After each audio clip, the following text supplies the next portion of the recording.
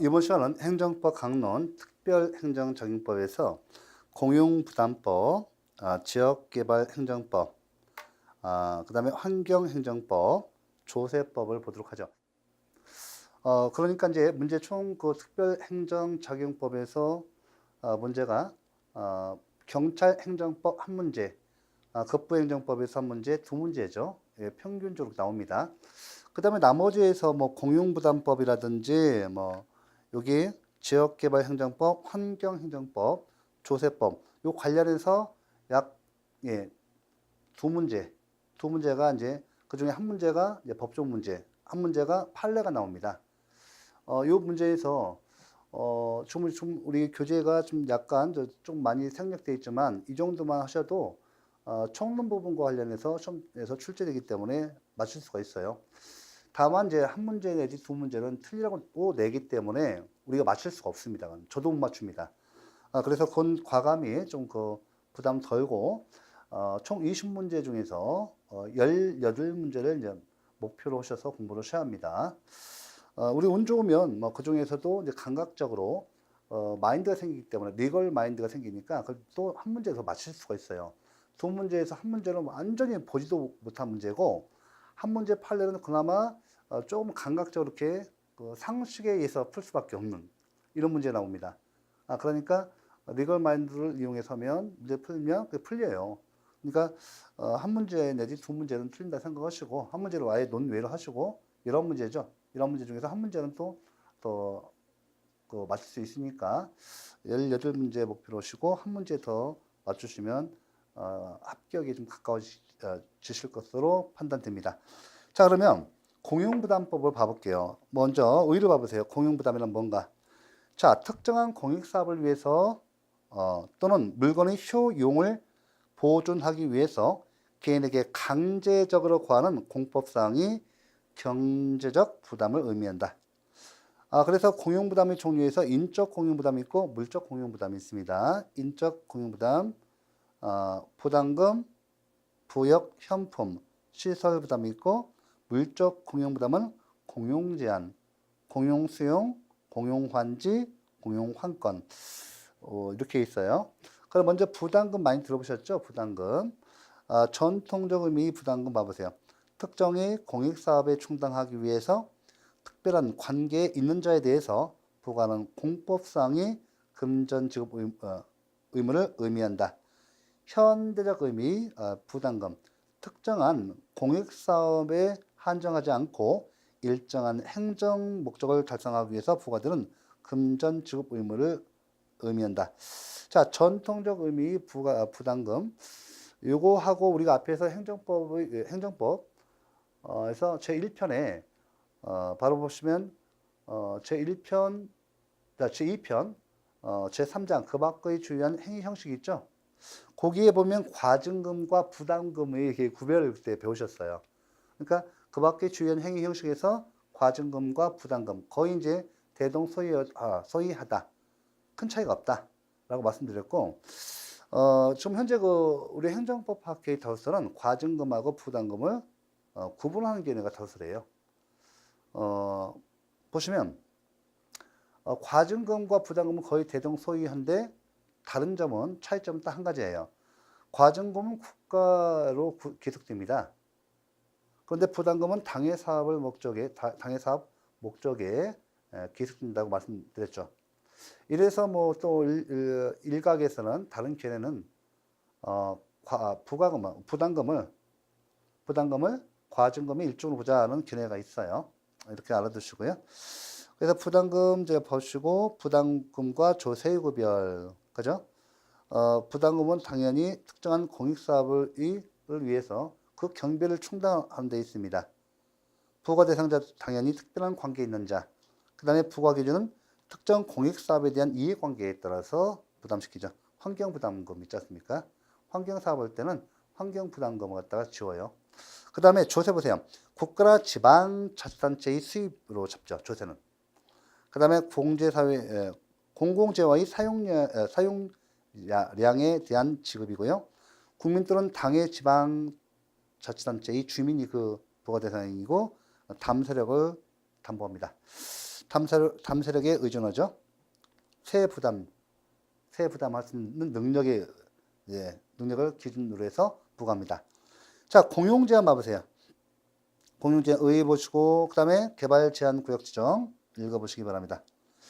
자, 개발 제한 구역, 공용 제한에서 보시면 여기 개발 제한 구역 지정 그죠? 이게 뭡니까? 일명 그린벨트죠. 그죠? 그린벨트. 헌법재판소가 합헌으로 보고 있습니다. 자, 개발 제한 구역 지정, 공용 제한의 일종입니다. 당연히 개발 제한 구역 지정은 일반 처분이니까 처분성 인정되겠죠? 예. 그 다음에 공용 수용 봐보세요. 공용 수용인데, 이 공용부담법은 어디서 좀 많이 여기 보시니까 공용 제한, 공용 수용, 어디서 많이 본 거네요. 그죠? 어디서 보셨나요? 이게? 그죠? 이거 환매권 이런 거 뭐죠? 행정법 총론에서 어디서 보셨어요? 제 5편 행정구제법에서 행정상 손해전보 중에서 손실보상과 관련해서 배우셨죠? 거기 나옵니다. 그러니까 지금 여기 보면 이 공통된 요소를 뽑아서 행정법 총론화 시킨 거예요. 그러면 우리가 여기서 볼 것은 개발 제한 구역 지정과 관련돼서 행정상 손실보상 그 내용 판례 그것만 기억하시고 이 개발 제한 구역 지정 자체 이 제도 자체가 합헌이라고 이제 헌법재판소가 보고 있어요. 다만 그 헌법재판소에 이런 그 판례가 있죠. 개발 제한 구역으로 지정되잖아요. 하지만 그 통상으로 사용되는 예를 들면 개발 제한 구역 지정 그린벨트 지정되면 거기에 대해서는 뭐 재건축도 잘 함부로 못 해요. 농지를 함부로 그죠? 산업용으로 바꿀 수도 없어요. 그래서 이때 보시면 통상에 사용할 수 있는 사용 용도를 뛰어넘는 수인 의무를 벗어나는 범위 내에서는 그는 위헌이라고 보고 있습니다. 이에 대해서 손실보상 규정이 없는 것은 위헌이라고 헌법재판소는 보고 있어요. 보고 있고 대법원은 이에 대해서 합헌이라고 보고 있습니다. 사실 또 그린벨트에서 막대한 그 재산권 제한이 이루어지고 있지 않습니까? 이에 대해서 개발 제한 구역 지정으로 인해서 대법원에서 손실보상이 이루어지지 않는 것은 여기서는 뭐 합헌이라고 보고 있어요. 우리 당연히 사회적 제약에 포함되는 손실을 봐서 손실보상이 없다 하더라도 즉 공용 제한이 있다 하더라도 이에 대해서 유연성이 없다고 봐서 손실보상을 부정했습니다. 하지만 대법원은 하지만 헌법재판소는 개발 제한 구역 지정, 즉 그린벨트를 지정해서 통상적인 수인 한도를 벗어나는 한 이런 위헌이고 이에 대해서 손실보상이 필요하다고 보고 있습니다. 약간 대법원하고 헌법재판소가 견해를 달리하는 건 다시 한번 체크하시고요. 그 다음에 공용수용은 다 마찬가지로 공용제한, 공용수용 다 앞에서 본 거지만 다시 노파심에서 봐볼게요. 공용수용 의의는 봐보시고요. 공용수용이 절차 봐보세요. 사업인정. 이 특허예요. 사업인정. 특허죠. 네, 그 다음에 토지조서 및 물건조서의 작성. 3번 협의. 4번 재결의 단계를 거쳐서 토지가 수용된다. 자, 여기서 이제 중요한 것은 다시 뭐 노파심에서 한 번 더 정리를 좀 해보겠습니다. 먼저 공용수용의 절차에서 사업인정 특허라고 말씀드렸어요. 이거 볼 필요 없고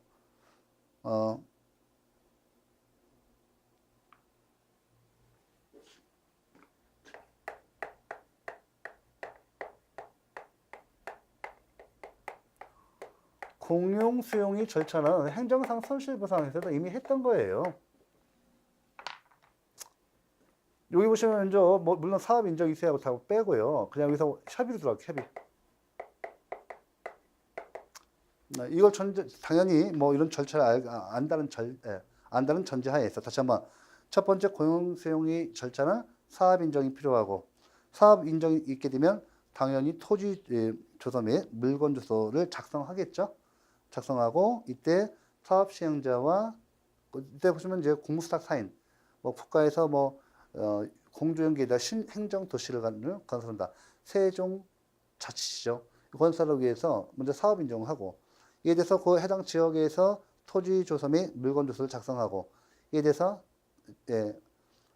토지 주소 및 물건 주소가 작성되면 이에 따라서 자, 그때 공무사 사인으로서 삼성, 현대, 건설업자 있죠? 사업 시행자가 토지 소유자 및 그 관계인과 협의를 하도록 되어 있어요. 협의를 하고 협의가 이루어지지 않으면 이때 사업 시행자가 토지 수용위원회에 대해서 재결을 신청합니다. 그래서 우리가 이제 토지 수용위원회의 재결이 있게 되죠. 제가 다시 한번 쓴 이유가 이게 행정상 손실보상에서 이미 다 나왔던 거예요.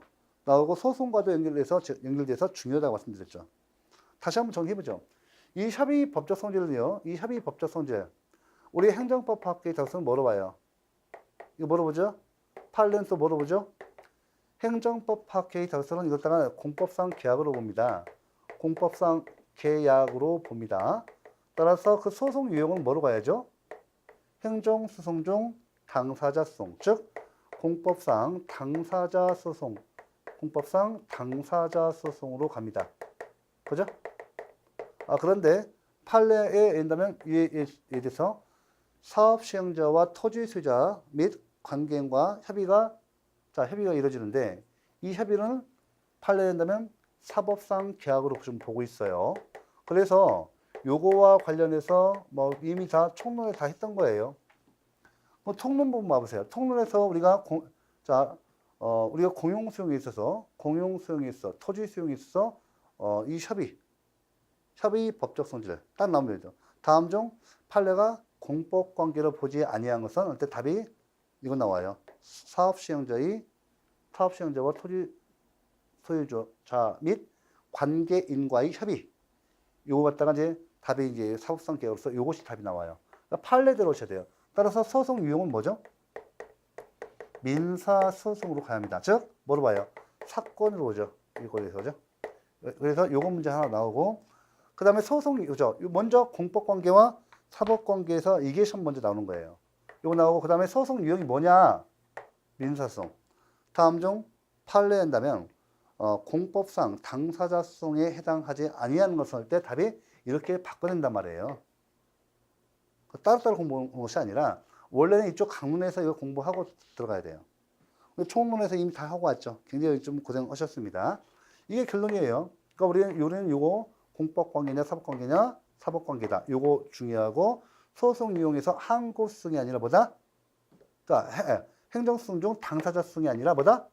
다음 중 판례가 당사자 수송으로 보지 아니한 것은 이 공용수용에 있어 사업 시행자와 토지 소유자 및 관계인과의 협의입니다. 그래서 우리가 민사소송 답이 이거예요. 이거 고르셔야 돼요. 그 다음에 이제 재결과 관계돼서 그렇죠? 또 중요하죠. 소송 유형과 관련해서 매우 중요합니다. 이 재결인데 이 재결에 대해서도 같이 보도록 하죠. 자, 이 재결 중요합니다. 이 재결 자체에 대한 불복은 어디로 가요? 자, 이 불복은 어떡하죠? 이 재결을 뭐예요? 자, 토지수용위원회는 합의제 행정청이에요. 힌트. 이 합의제 행정청이 행정행위예요. 이게 행정행위. 뭐예요? 처분성 인정됩니까? 안 됩니까? 처분성이 인정되죠. 따라서 이런 때는 뭐로 가야 돼요? 항고소송으로 가죠. 항고소송이 대상적격이 뭐예요? 처분성이죠. 따라서 항고소송으로 가셔야 합니다. 아시겠죠? 자, 좋습니다. 요거하고. 자, 그런데요. 이 공용수용이 절차에 있어서 아니 재결 자체에 대해서 불복한다, 불만이다 할 때 항고소송으로 하면 이게 취소잖아요. 취소해보잖아요. 그럼 무효가 돼요. 또다시 어떻게 돼요? 또다시 반복돼야 돼요. 협의 또 들어가야 돼요. 그 다음에 재결 또 해야 돼요. 이렇게 해버리면 돼요. 법원에서 결정되는데 이렇게 보면 불편하니까 이 재결체에 하자가 있어 법원에서 취소 판결하게 되면 다시 이 절차가 또 반복돼야죠. 무의미해요. 그래서 지금 현행법이 공토법이 공익사업을 위한 토지 등의 지정 및 보상에 관한 법률에 의한다면 여기 이제 재결 자체에 대해서 불복이 하자가 있으면 항고소송을 다투고 사업 시행자하고 토지 소유자 및 관계를 불러서 물어봤어요. 아니 도대체 뭐가 불만입니까? 물어봤더니 그래도 우리 이렇게 얘기하죠. 어차피 이 사업은 공익사업이고 강제적으로 공용수용, 토지 수용을 하기 때문에 어차피 이 절차를 끝내야 합니다. 하고 어차피 이거 다 밀고 다시 세종시를 건설해야 돼요. 어차피 토지 수용, 토지 소유자라든지 관계는 나가야 돼요. 이런 계속 절차가 반복돼야 의미가 없거든요. 또 법원이 결정하는 불만이 많아요. 그죠? 그래서 일단 협의가 이루어지지 않았어요. 협의가 이루어지면 협의대로 하면 돼요. 그죠? 협의가 이루어지면 협의대로 하면 되는데 보통 협의가 안 돼요. 왜, 뭐 때문에 안 될까요? 결국은 보상금이에요. 어차피 그 강제적으로 토지 수용을 하는데 보상금이 많고 적금에 대한 불만이란 말이에요. 이 토지 수용에 의해서 이 재결이 내용에 포함된 보상금이 뭐 사업 시행자는 너무 많다. 토지 소유자는 보상금이 너무 작다. 이렇게 불만이 있는 거지 않습니까? 그래서 둘 다 재결 자체에 대한 뭐 어떤 불만이 불복하게 되면 항고소송으로 가되 이 재결 중에서 노란 거 쓰겠습니다. 보상금에 관한 사항, 보상금이 많고 적음에 관한 사항은요. 보상금 증감에 관한 사항에 대해서 보상금이 많고 적음에 대한 다툼이 있는 경우는 보상금 증감을 갖다가 증감 청구권 요거권을 갖다가 행사할 수 있도록 하고요. 보상금 증감, 그죠? 보상금이 많고 적음에 대해서 불만이면 보상금 증감 청구권을 인정하면서 하면서 이것 갖다가 어떻게 돼요? 이것다, 그죠? 이에 대해서 불만이면 행정소송 중 요거로 하속되어 있어요. 공법상 당사자 소송에 의하도록 되어 있습니다. 이게 시험에서 두 번 나왔거든요. 손실보상에서도 행정상 손실보상 총론 부분에서도 했고요. 지금 또 하고 있습니다. 공법상 당사자 소송. 그죠? 그래서 이 중요한 점 보세요. 이게요, 실제는 뭐예요? 실제는 내용은 처분의 내용이에요. 처분이에요. 그럼 원래는 이렇게 가야 돼요. 항고송으로. 이것도 보상금에 많은 그죠? 이 재결에 대한 불복이 사실은 이 보상금에 대한 불만입니다. 그러다 보니까 원래는 이 포함되어 있으니까 재결 자체의 내용이니까 항고송으로 가야 하는데 이렇게 되면 항고송은 이거 원고 누구예요? 원고 누구 돼요? 사업시행자죠. 사업시행자라든지 그죠? 아니면 또는 토지 소유자가 될 거예요. 그죠? 피고는요? 피고는 누가 돼요? 봐보세요 이거. 토지수용위원회 누구예요? 토지수용위원회라는 당의 행정청이 피고가 됩니다. 행정소송을 이렇게 돼요. 근데 이렇게 하면 당사자 이거 갖다가 이 실질적으로는 이게 항고소송의 대상이 되는데 항고소송으로 가야 하는데 형식적으로만 이렇게 당사자 소송으로 해놓고 있어요. 실제로 뭐예요? 항고소송이지만 법 형식적으로만 공법상 당사자 소송으로 규정해놓고 있습니다. 이 주문이 아까 말씀드린 두 번 시험 문제에서 출제된 바가 있습니다. 그래서 원고 누가 돼요? 여기 이제 예를 들면 보상금이 많다고 불만하는 사람 누구예요? 보상금이 너무 많아요. 뭐예요? 토지 수용인에서 보상금을 너무 많이 설정했어요. 사업 시행 못하겠습니다. 너무 많아서. 보상금 감액을 청구하는 사람 누구예요? 그러면 결국은 감액 청구권일 때는 원고 누구죠? 원고 사업 시행자예요. 피고는요? 피고는 그렇죠. 토지 소유자 또는 및 관계인이 됩니다. 증액 청구권은요. 당연히 토지 수용 당하는 사람, 토지 소유자 입장에서는 보상금이 너무 작아요. 토지 수용인회가 너무 짓구리만큼 했어요. 저 못 가겠습니다. 원고 누가 돼요? 원고가 누가 돼요? 토지 소유자 또는 관계인 및 관계인이 돼요. 보상금 너무 작아요. 피고가 누가 돼요? 잘 보세요. 이 차이점이. 피고 누가 되죠? 누가 돼요? 재결청입니까?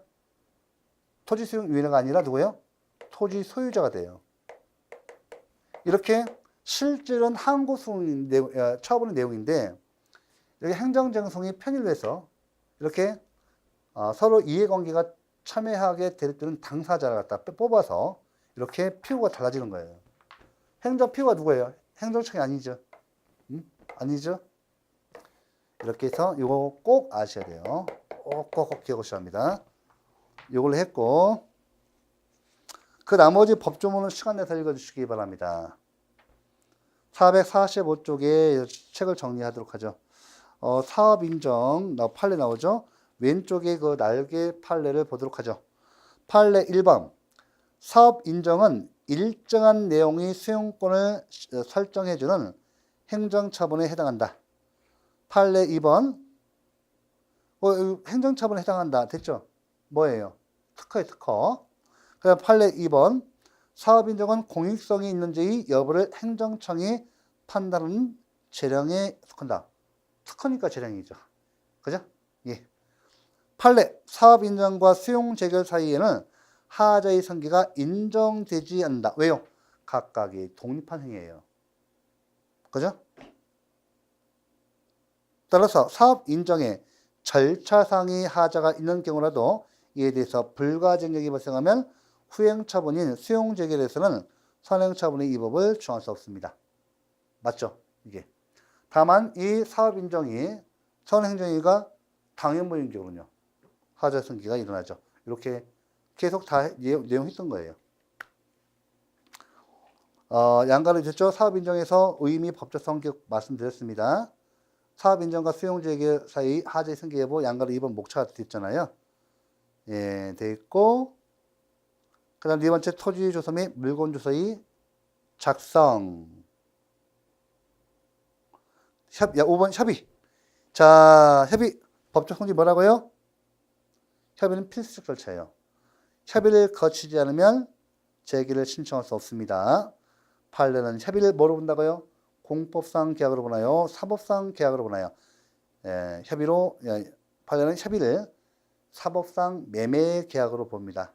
이에 대해서 다투고자 한다면 바로 민사소송을 제기합니다. 그럼 오른쪽 판례 봐보세요. 그 날개 부분 판례만 보겠습니다.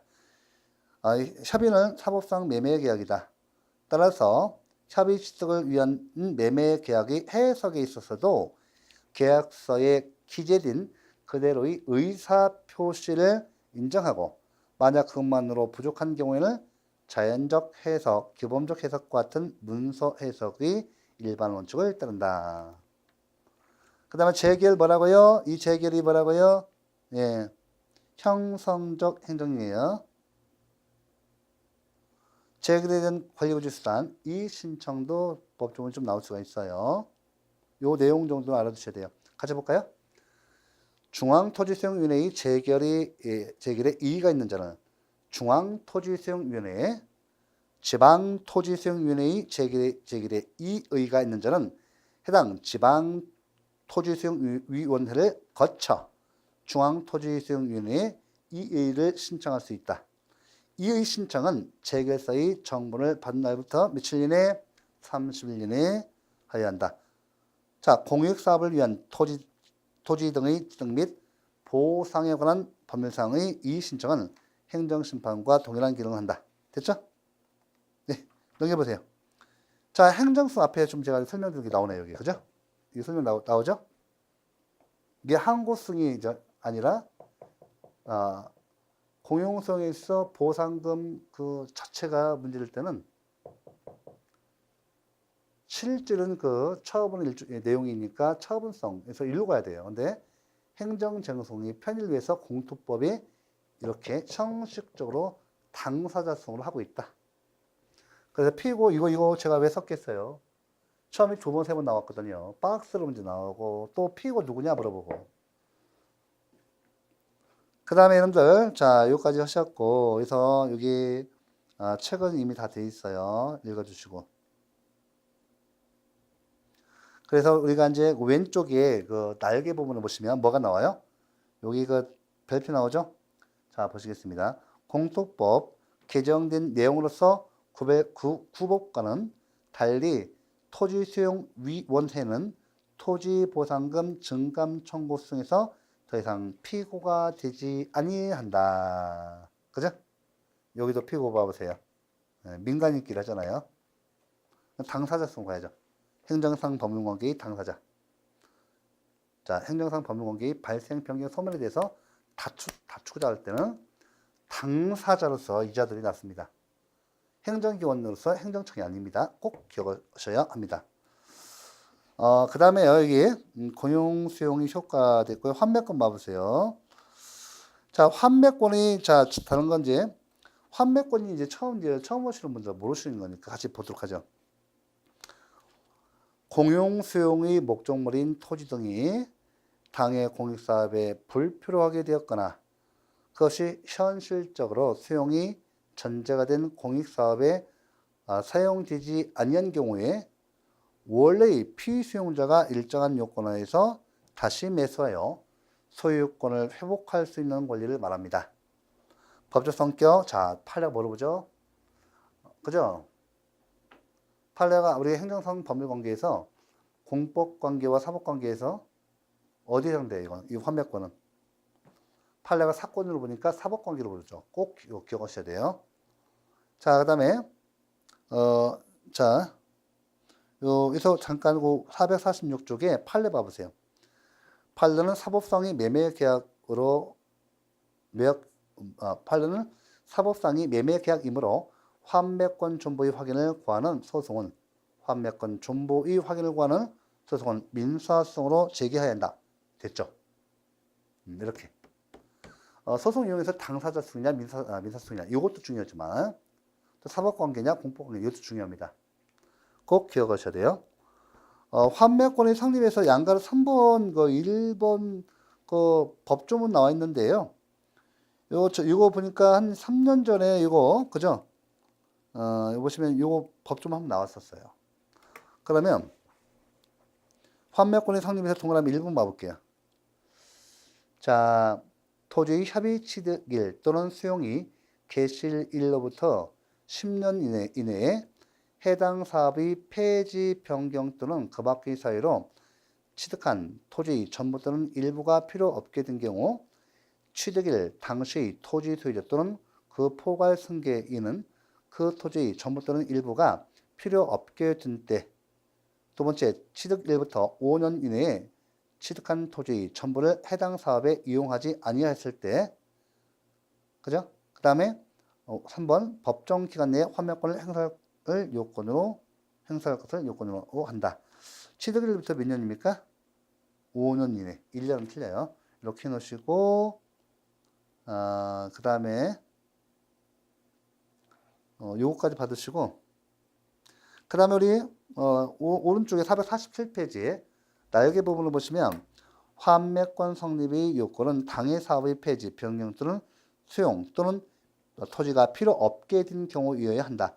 이런 폐지, 변경, 수용 토지가 필요 없게 된 경우는 사업 시행자의 주관적인 의사가 아니라 객관적인 재반 사정에 비춰 판단해야 한다. 이렇게 보시고 환매의 절차와 관계가 여러분들 좀 내용 봐보시고요. 여기 보세요. 환매권이 소멸 나옵니다. 448페이지 환매권의 소멸 보시기 바랍니다. 자, 보시면 이제 여기 지금 보시면 이제 통지 또는 공고가 있는 경우, 공고가 없는 경우 봐두시고요. 저는 관심은 판례입니다. 판결 요지만 보겠습니다. 448페이지 판례 보세요. 왼쪽 맨 위에 판례. 토지 전부 또는 일부가 필요 없게 된 때로부터 1년 또는 그 취득일로부터 10년 이내라는 의미는 필요 없게 된 때로부터 1년을 만족하거나 또는 취득일로부터 10년을 만족하면 된다. 즉 양자 가운데 하나만 만족하면 됩니다. 그 다음에 공익사업의 그 변환 요것도 그 판례 유지가 최근에 좀 나왔어요. 이 이상 안 나와요. 우리가 뭐 각 계열법에서 중개사, 공인중개사나 간평사 이런 데서 구체적으로 많이 법조문과 판례가 많이 나오겠지만 요거 같은 경우도 몇천 개 돼요. 판례가 이것만 해도 몇천 개, 거의 뭐 10,000개 될 겁니다. 하도 많이 그 이해관계 됐으니까 그걸 다 어떻게 알아요? 그러니까 우리가 처음 나오는 거 몇 가지 중요한 판례, 예, 핵심 리딩 판례만 보시면 돼요. 448페이지 두 번째 판례 봐볼게요.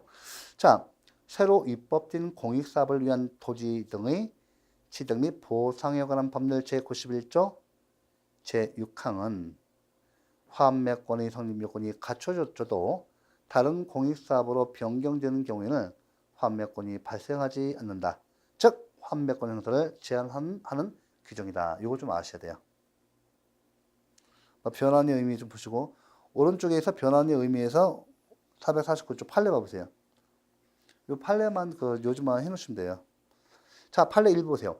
공익사업을 위한 토지 등의 취득 및 보상에 관한 법률 제91조 제6항은 환매권의 행사를 제한하는 규정이다. 따라서 환매권자의 권리를 제한하므로 사업 인정을 받거나 다른 법률의 규정에 의해서 사업 인정을 의제할 수 있는 경우로 엄격히 해석해야 한다. 판례 2번 공익사업이 변경되는 경우에는 환매권이 제한되는데 이 경우 변경된 후에 공익사업의 시행자는 반드시 국가, 지방자치단체, 공공기관일 필요는 없다. 됐죠? 예. 자, 그래서 공용환지. 예, 됐죠? 예. 공용환지를 보시죠. 자, 공용환지에서 이제 여기 보시면, 여기에서 이제 공용환지 의의를 좀 봐볼게요. 공용환매하고 좀 틀립니다. 공용환지란 토지의 이용 가치를 증진시킬 목적으로 일정한 지역 안에서 토지의 소유권 또는 그에 부속되는 권리를 권리자의 의사에 구속됨이 없이 강제적으로 교환, 분합하는 것을 말한다. 공용환지가 이루어지면 권리자는 종전의 토지에 대한 권리를 상실하고 다른 곳에 종전의 권리에 상당하는 토지에 대한 권리를 가지게 된다. 자, 이게 무슨 뜻이냐면 우리가 재개발 들어가잖아요. 우리가 상가 재개발 들어가지 않습니까? 그러면 내 상가 거기가 몫이 좋았어요. 그럼 그 자리에서 다시 받을 수 있는 거 그렇잖아요. 이게 이제 평평하게 다 밀어버리고 다시 쌉니다. 다시 재건축하잖아요. 하고 상업지구도 재주정을 도심구역도 다시 예를 들면 어떤 영업에 있어서 어떤 유흥업소 아니면 주택지구 다 정해지지 않습니까? 그죠? 제1 근생활지역, 제2, 제3 정해집니다. 왜 이렇게 새롭게 드는 거예요? 그러면 기존에 있던 거 다 밀어버리고 다시 그에 맞게 시설 재배치하고 효율적으로 도시를 갖다 건설해서 이 도시를 갖다가 좀 명품화하고 그다음에 시민들이 어떤 상업권이라든지 이런 것을 다시 이제 올려주죠. 자, 그런데 그래서 공용 환지가 이루어집니다. 그래서 내가 있던 장소에서 다시 못 받고 외진이 들어갈 수도 있고 좋은 데도 받을 수도 있어요. 그렇죠? 예. 그러면 이제 도시개발법상 공용환지 절차는 도시개발구역이 먼저 지정하고요. 도시개발구역의 지정, 환지계획, 그다음 환지예정지 지정, 환지처분의 절차로 이루어집니다. 이때 보시면 이제 일단 도시개발구역의 지정, 환지계획과 환지예정지 지정, 환지처분의 절차로 이루어집니다. 그러면 우리 절차상 여러 문제가 있어요. 요 참 잘 나와요. 여기서 지금 우리가 앞에서도 처분성 인정 여부 판례와 관련해서 그러니까 행정성에서 항고성에 있어서 처분성 인정 여부 판례와 관련해서 여러 번 나왔던 거예요. 이 강론 내용인데 여러분들 꼭 기억하실 건 여기 환지 계획, 환지 예정지 지정, 환지 처분 중에서 뭐만 처분성이 부정되죠? 그렇죠. 처분성 부정되는 환지 계획이에요. 이것은 처분성이 부정되니까 행정계획인 상태, 행정계획, 도시계획인 행정계획인 상태에서는 아직 그 누구의 권리를 침해한 바가 없잖아요. 그래서 처분성 부정됩니다. 환지 예정지 지정, 환지 처분이 이루어지면 개별인, 특정인이 권익을 침해하니까 처분성 인정돼요. 다시 한번 환지와 관련해서 환지 계획은 처분성 부정된다. 환지 예정지 지정과 환지 처분은 처분성이 긍정된다. 꼭 기억하셔야 돼요. 처분성 인정 여부와 관련돼서 강론에 나오는 것 다 총론 다 정리해버렸습니다. 그죠? 예, 이렇게 해서 총론 공부하기 어려워요. 취소성의 과보 봐보세요. 환지 예정지, 지정, 환지 처분 가능하죠? 근데 환지 기관은 안 되지 않습니까? 자, 보시고 공용 환권 보세요. 의.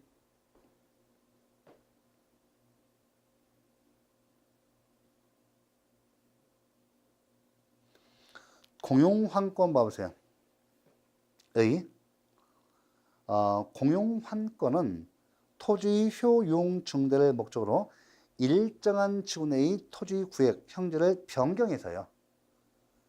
권리자의 의사를 불문하고 종전의 토지 건축물에 대한 권리를 새로 건축된 건축물 및 토지에 관한 권리로 강제로 변환시킨 것으로서 주택 재건축, 재개발 사업을 말합니다. 주택 재개발, 재건축 사업의 절차에서 사업 준비 단계, 사업 시행 단계, 완료 단계로 이루어집니다. 사업 준비 단계 봐보세요. 자, 보시고요. 예. 그다음 사업 시행 단계. 여기서 보시면 뭐가 중요한가 하면 이 사업 시행 단계에서 조합 설립 및 인가 단계. 이 인가의 법적 성격에서 좀 중요해요. 판례 변경이 좀 현재 있었습니다. 요 판례가 7급에서 자주 나오고 9급에서 좀 나오고 있어요. 자주 나오고 있습니다. 7급에서. 그러면 양가로 1번 좀 봐볼까요? 사업 시행 단계에서 조합 설립 및 인가 단계에서 보시면 조합 설립 및 인가란 조합의 설립을 위해서 먼저 조합 설립의 기본 행위를 한 후에 인가를 받아서 재건축 조합을 설립하는 행위를 말합니다. 이 질문이 잘 나온다고 말씀드렸어요. 그 다음에 종전의 판례 조합 설립 기본 행위 법적 성격 종전 판례는 사법행위로 왔습니다. 사법행위, 공법행위 아니라 사법행위로 왔습니다. 근데 현재의 판례는 공법행위로서 설립 인가를 위한 절차 요건이 왔어요. 그러면 조합 설립 인가의 법적 성격에 대해서 종전의 판례 기본 행위 효력을 보충적으로 완성시켜주는 행위로서 강학상 인가. 그러니까 이거 보시면 조합 설립 행위의 기본 행위에 대한 인가 있죠. 인가를 갖다가 우리 강학상 인가, 그죠? 형성적 행정행 중에서 인가를 보고 있었습니다. 그러니까 기본행위 총전의 판례는 조합 설립 기본행위 법적 성격을 기본행위를 사법행위로 갖고 이에 대해서 행정청이 인가를 통해서 이 사법행위 법적 효과를 갖다가 보충해주는 인가로 봤지만 현재의 판례 배비색입니다. 조합 설립 기본행위 법적 성격 공법행위로서 설립 인가를 위한 절차 요건을 보고 있고요. 그래서 법적 성격은 조합에게 행정 주체로서의 권리를 창설하는 강학상 특허와 강학상 인가로서의 성격을 동시에 가지고 있다. 됐죠? 자, 됐죠? 예. 종전의 판례. 자, 사업 시행 계획의 수립 및 인가 단계 봐보세요. 자, 종전의 판례 총회의 결의 법적 성격을 보세요. 사법행위로 봤습니다. 그래서 시장 군수의 인가의 법적 성격을 강학상 인가로 봤어요. 현재 판례, 자, 사업 시행 계획에 대한 총회 결의죠. 재개발조합의 총회 결의, 재개발조합의 총회 결의 법적 성격. 지금은 현재는 판례는 공법행위로 보고 있고요. 조합이 그 다음에 설립된 경우 강학상 인가고 조합이 설립되지 않은 경우는 강학상 특허로 보고 있습니다. 여기까지 알아두셔야 좀 돼요. 이제는 시험에서 7급에서 워낙 많이 나옵니다. 자, 이어서 6번째 재개발 재건축 사업의 절차에 따른 권리일세 사안. 자, 양가로 1번에 조합 설립 및 인가 단계에서 조합 설립 행위 하자를 다투는 경우에서 종전의 판례는 민사소송으로 조합 설립 행위 무효 확인의 소 제기를 해야 한다고 봤습니다. 현재의 판례는 행정소송 중 한 곳소송으로 조합 설립 인가 취소 또는 무효 확인의 소를 제기해야 한다고 보고 있습니다. 중요하죠? 이거 꼭 해놓으셔야 돼요. 판례 변경이 있었습니다. 그 다음에 사업 시행 계획 단계, 관리 처분 계획 단계에서 재개발조합의 총회 결의 하자를 다투는 경우 종전의 판례, 시장 군수의 인가 전환을 민사소송으로 총회 결의 무효 확인 소송을 제기한다고 했습니다. 예. 그 다음에 현재의 판례는 어떻습니까? 그렇죠. 당사자성으로 총회 결의 무효 확인성을 제기한다 보고요. 그 다음에 시장군수의 인가 후는 자 종전 판례가 민사성으로 총회 결의 무효 확인성을 제기한다고 봤습니다. 이에 대해서 현재 판례는 항고성으로 사업 시행 계획, 관리 처분 계획이 지속 또는 무효 확인성을 제기해야 한다고 보고 있습니다. 자, 여기 이 단계는 450페이지에서 이제 사업 시행 단계 4번부터 4번, 6번은 반드시 해놓으셔야 돼요. 이거는 7급에서 시험 잘 나옵니다. 왜냐하면 판례 변경에 대해서 잘 물어봐요. 여러분들 실무에 들어가셨을 때 이것이 도대체 민사소송의 대상인지 행정성에서 항고성의 대상인지 당사자성의 대상인지 이것도 모르시면서 어떻게 그 민원인한테 민원 제기 받으면 어떻게 설명할 거예요. 그러니까 무조건 안 된다고 합니다. 모르니까 이제 무식한 것은 이제 그 잘못은 아닌데요. 그렇지만 공무원이 그 해당 법 지식이라든지 판례를 이렇게 모르고 있다. 이 법률의 부재. 여러분들은 그에 대해서 책임져야 합니다. 법률의 부재에 대해서 공무원의 직무상 불법행위로 인한 손해배상 책임져야 돼요. 법적 문제 됐을 때. 그죠? 일반인들이 뭐 그냥 법률의 부재, 무식하다는 것은 상관없어요. 하지만 공적 관계에서 이렇게 어떤 그 신속한 행정조치가 필요한데 해당 공무원이 이것이 뭐 처분인지 아닌지 이것이 사법행위인지 이것도 모르시는데 어떻게 상담을 하냐고요. 맨날 민원 제기 받고 맨날 싸우고 하죠. 민원이라고. 들은 건 안 된다고 했었고 모른다. 모르면 모른다 얘기하고 해야죠. 근데 모른다고 했을 때는 큰일 나죠. 증이 먹죠. 해당 공무원이 해당 그 법률이 부지 또는 그건 판례 이런 거 실정법 해석을 이 입장을 모른다는 것은 굉장히 큰 문제가 됩니다. 자, 이어서 지역개발행정법이에요. 이것은 이제 공용부담에서 나오는 건데 다시 개발행위 허가의 의의 봐보세요. 국토의 계획 및 이용에 관한 법률에서 정하는 개발행위에 대해서 사전에 허가를 받도록 하는 제도를 말한다. 개발행위 허가의 대상 좀 쭉 봐보세요. 개발행위 허가의 법적 성격 봐보세요. 요 3번은 중요합니다. 별표 3개 넣으시고요. 개발 제한 구역 내에서의 개발행위 허가 있죠? 예외적 승인이에요. 재량입니다. 자, 예외적 승인 허가도 허가 일종입니다. 그 다음에 국토이용계약법상 개발행위 허가, 강학상 허가예요. 이것도 다만 강학상 허가는 원칙적으로 기속행위지만 예외적으로 재량행위도 있습니다. 그래서 재량행위고요. 건축법상 건축권은 당연히 허가고요. 원칙적으로 기속행위입니다. 하지만 예외적으로 재량행위가 있어요. 이렇게 해놓으셔야 합니다. 자, 그 다음에 토지거래 허가가 나오죠. 의 보세요. 의. 토지거래 허가란 토지거래 허가구역으로 지정된 구역 안의 토지를 매매하는 경우에 시장, 군수, 구청장의 허가를 받도록 하는 제도이다. 자, 우리는 중요한 것은 우리 관심사는 이겁니다. 두 번째, 토지거래 허가의 법적 성격, 판례를 뭐로 본다? 인가로 본다. 이미 우리가 행정행위 중에서 형성적 행위에서 인가의 예로 이미 배웠어요. 중요하다고. 짝짓기 잘 나옵니다. 꼭 해놓으셔야 돼요. 그 다음에 여러분들 토지거래 허가구역 지정의 법적 성격, 판례는 토지거래 허가구역 지정의 처분성을 인정합니다. 처분성 인정합니다. 공시지가는 여러분들 우리가 그죠 보시는데 공시지가 보시고요. 두 번째 표준지 공시지가와 개별지 공시지가의 법적 성격. 각각의 표준지 공시지가와 개별 공시지가의 결정은요. 각각의 처분이에요. 각각의 독립한 처분입니다. 예, 이거 해놓으시고 넘겨보세요. 넘겨보시고 요 454페이지 454페이지 보시기 바랍니다. 판례 1번 표준지 공시지가의 처분성이 인정되므로 취소송을 제기한다. 중요합니다. 처분성. 판례 2 개별 토지 가액의 결정은 국민의 권리 의무 내지 법률상 이익에 직접적으로 관계되는 공권력의 행사로서 다시 한번 개별 토지 가액의 결정은 공권력 행사로서 행정처분에 해당한다. 세 번째 하자의 승계. 자, 이거 행정에서 하자의 승계를 배우셨습니다.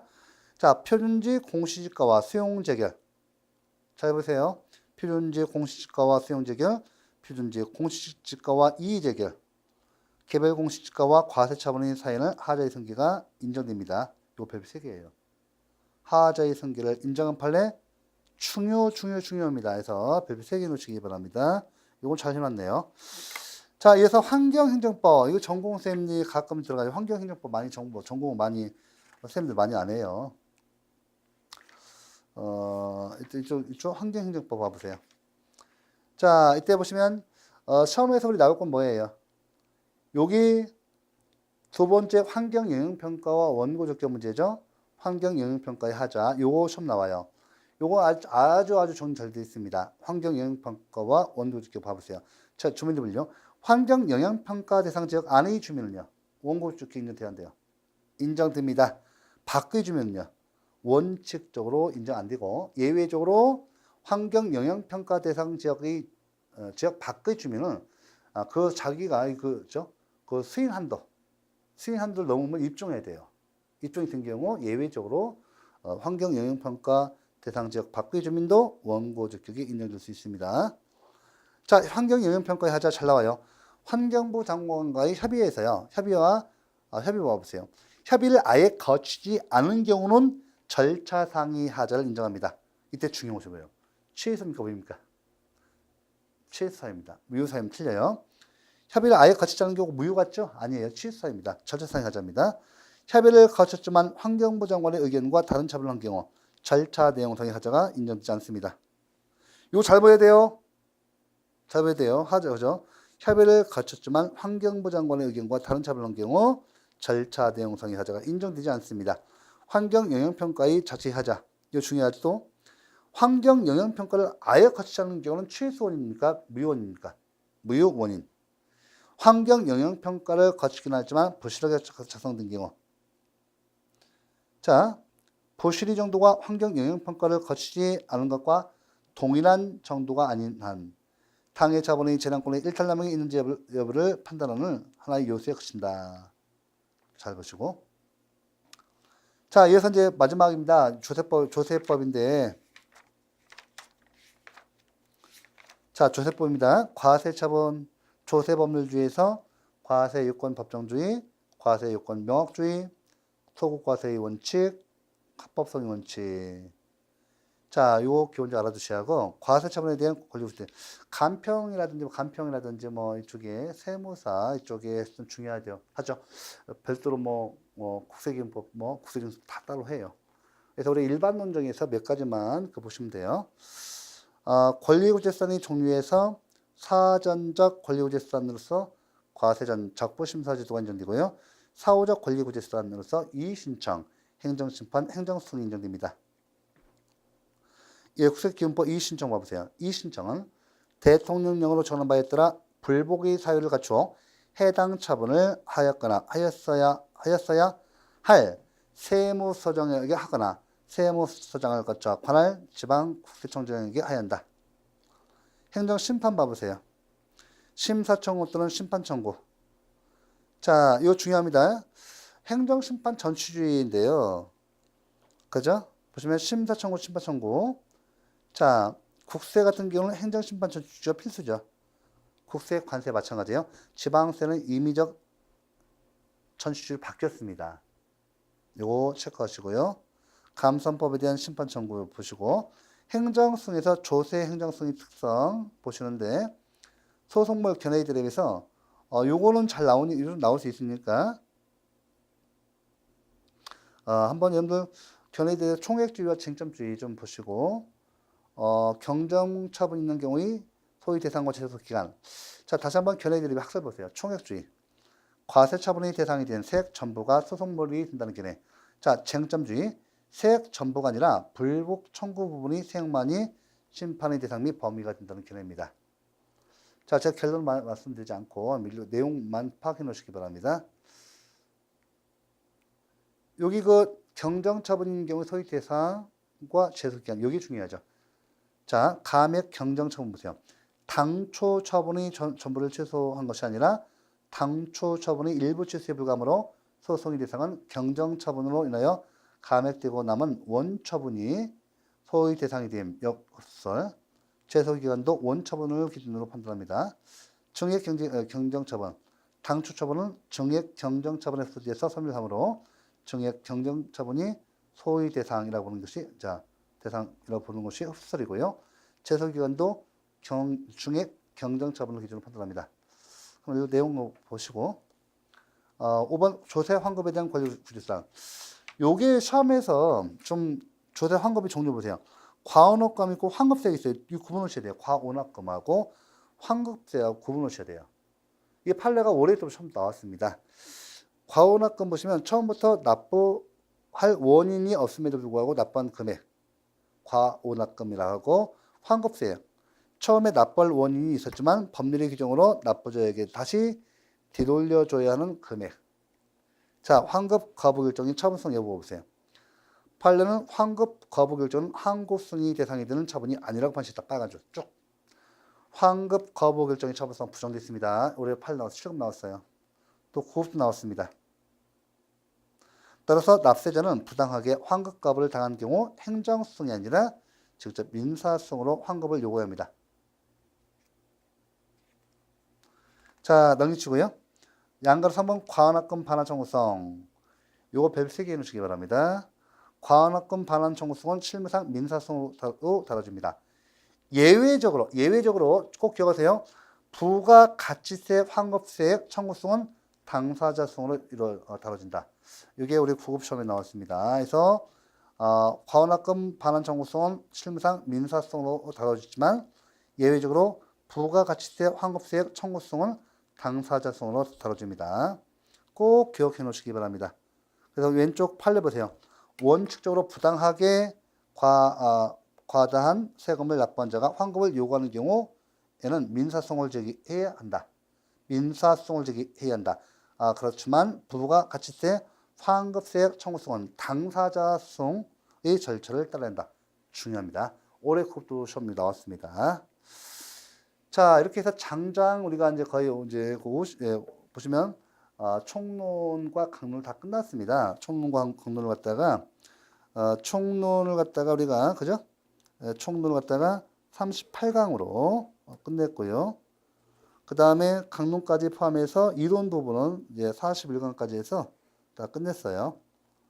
예, 그래서 일단은 보시면 이제 지금 이제 9급 다시 한번 말씀드릴게요. 이제 7급 이상은 여러분들 행정조직법 다 들어가요. 들어가고 특별행정정법까지 들어갑니다.